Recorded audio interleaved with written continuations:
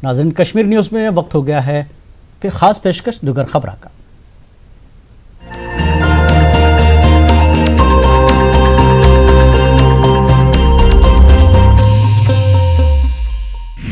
शिव सेना आसिया Jammu municipal corporation के खिलाफ जम्मू च विरोध प्रदर्शन किया गया। म्यूनसिपल कारपोरेशन के सफाई कर्मचारी पिछले किश दिहाड़े थमां हड़ताल उपर हैं। इस कारण जम्मू शहर थार थार गंद ते कूड़े करकट के ढेर लगे दे न। लोकें की गंद के ढेर ते बदबू थमां बड़ी परेशानी हुआ करती है। चेता रवे, इन्हें दिनें अमरनाथ यात्रु बड़ी गिनतरी च जम्मू आवा करते हैं।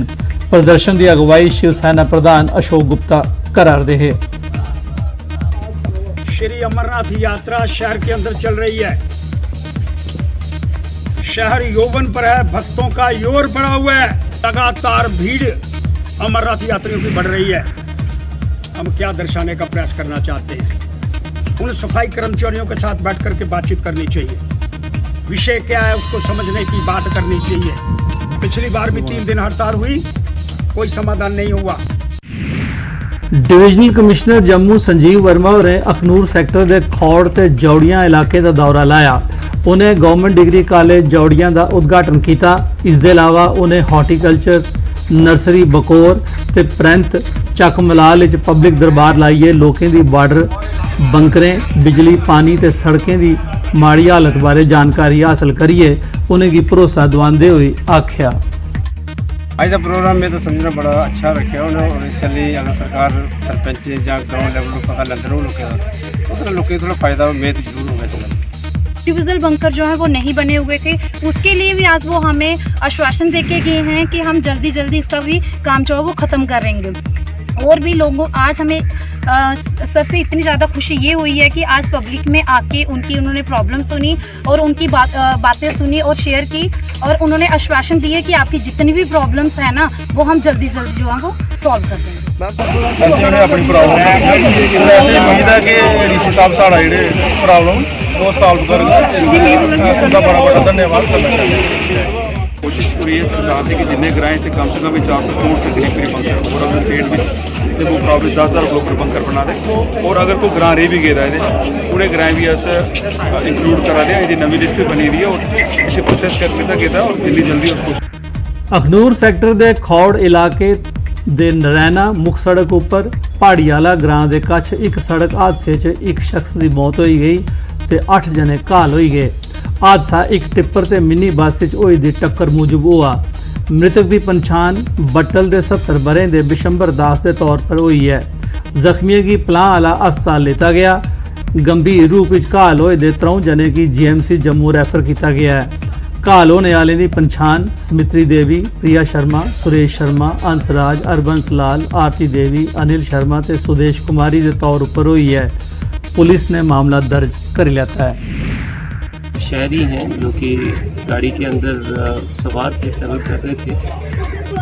उनकी डेथ हो गई ऑन स्पॉट और उसके अलावा 8 लोग वो जो हैं उसमें इंजर्ड हैं। 3 जो सीरियसली इंजर्ड हैं वो उनको हमने शिफ्ट कर दिया है to government medical college Jammu. बाकी जो 5 हैं उनकी ट्रीटमेंट इसी हॉस्पिटल में पलामवाला में हो रही है। दोनों गाड़ियाँ जो हैं वो सीज कर ली गई हैं और जो action as per the Poonch DC office सामने सरकारी स्कूलों च दोपहरी की रोटी मिड डे मील बनाने वाली आरजी महिला कर्मचारियों अपनी मांगें की लिए विरोध प्रदर्शन किया। वो मांग करा दियां जे उनका मेहनताना बढ़ाया जा, टाइम सिर उहदा भुगतान किया जा ते उन्हें गी पक्का किया जा। उन्हें एडिशनल DC शिराजुल हक होरें गी मैमोरेंडम भी दिता। शिराजुल हक होरें भरोसा दवाया जे उनकी मांगे की आला अफसरें तोड़ी पजांगन। साहब अंदर मीटिंग में बैठे हुए हैं तो सेक्रेटरी साहब आए, उन्होंने हमारे साथ बातचीत की तो साथ में उनसे एप्लीकेशन ली उन्होंने हमें बोला कि हमारी आवाज़ ऊपर तक पहुंचनी चाहिए। मसला है हमारी करती है ना कुछ मसला है उनको अपना पुंछ जिले की मेंढर सब डिवीजन की बालाकोट तहसील के ग्रां सूइयां के लोकें PWD के खिलाफ विरोध प्रदर्शन किया ते मेंढर जम्मू सड़क की जाम किया। लोकें का आखना है जे करोड़ों रुपए खर्चने के बावजूद 7 किलोमीटर लंबी सड़क ਤੇ ਉਸ ਉੱਪਰ ਬੰਨੇ ਵਾਲੇ ਪੁਲ ਦਾ ਕੰਮ ਪੂਰਾ ਨਹੀਂ ਹੋਈ ਸਕਿਆ ਹੈ।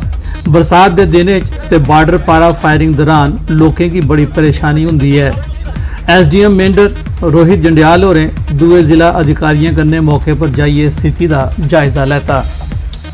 साहब होंगे ज़्यादा जब हमारी ये रोड बनेगी, ये पुल बनेगा, बीच सरवाम जो है बार्डर की ये खुश होगी, यहाँ बैंकर्स जो है लोगों को दिए जाए, यहाँ ये पंचायत की जो चोरी है इसको रोका जाए, पंचायत की चोरी को।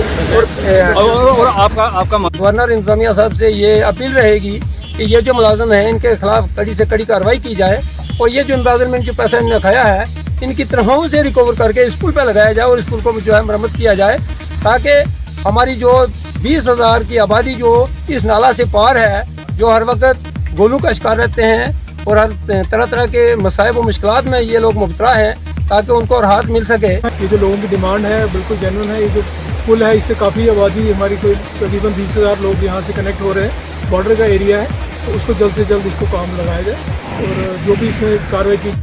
पुंछ दे मंडी च बाबा बुढ़ा अमरनाथ यात्रा के मद्देनज़र नौशहरा रजौरी च लंगर लाया गया। लंगर लाने से पहले हवन किया गया। बुढ़ा अमरनाथ जी की यात्रा उपर जाने वाले यात्रुओं ताईं पिछले 12 बरे थमां लंगर कमेटी नौशहरा रजौरी लंगर लांदी आवा करती है।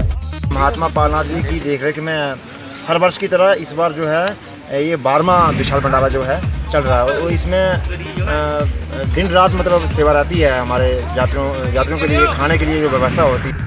रजौरी जिले के बनने वाले ग्रां बसाली के लोगों की सड़क राबता नहीं होने कारण बड़ी मुश्किल का सामना करने पवारदा है। बन्ने पारा थमां होने वाली फायरिंग दौरान सड़क राबते के अभाव विच जख्मियों की अस्पताल पहुंचाने ताईं एंबूलेंस दस्तयाब नहीं हो सकती ते कनाड़े चुकिए अस्पताल लेने पौंदा है। हमने ना कोई रोड है, चरास रोड होनी चाहिए कि हम तो पैदल जाए जख्मियों ने चरास्ती रजौरी पहुँचा सका, हम चरास्ती बसाली बननी चाहिए जिसमें हमने इसको फायदा हुआ, हम तो रजौरी जा सका जल्दी और हमने कोई साधन नहीं हमारे जान को। हम तो रोके वहाँ इत